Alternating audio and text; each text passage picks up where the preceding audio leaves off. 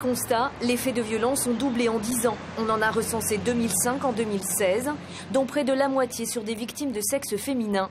En Polynésie, on est encore loin du dépôt de plaintes systématiques, surtout dans les archipels.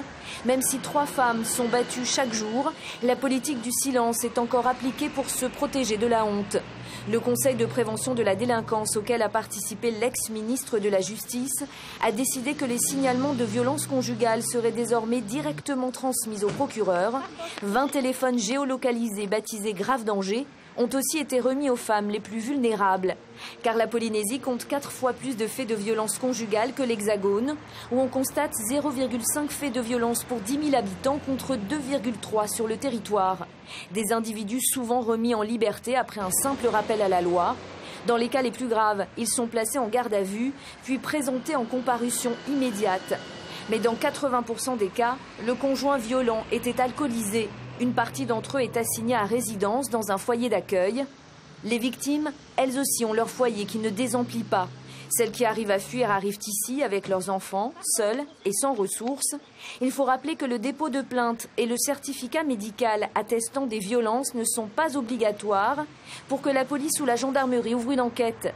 Des moyens d'alerter le procureur existent aussi sur le web. La justice, dont la lutte contre les violences intrafamiliales reste une priorité.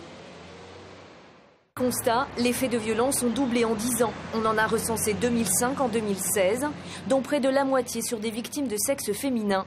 En Polynésie, on est encore loin du dépôt de plaintes systématiques, surtout dans les archipels. Même si 3 femmes sont battues chaque jour, la politique du silence est encore appliquée pour se protéger de la honte.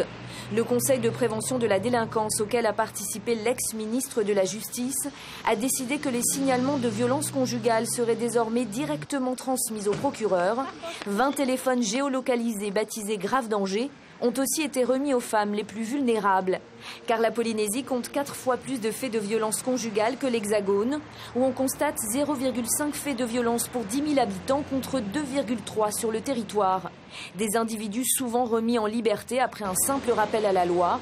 Dans les cas les plus graves, ils sont placés en garde à vue, puis présentés en comparution immédiate. Mais dans 80% des cas, le conjoint violent était alcoolisé. Une partie d'entre eux est assignée à résidence dans un foyer d'accueil. Les victimes, elles aussi, ont leur foyer qui ne désemplit pas. Celles qui arrivent à fuir arrivent ici avec leurs enfants, seules et sans ressources. Il faut rappeler que le dépôt de plainte et le certificat médical attestant des violences ne sont pas obligatoires pour que la police ou la gendarmerie ouvre une enquête. Des moyens d'alerter le procureur existent aussi sur le web.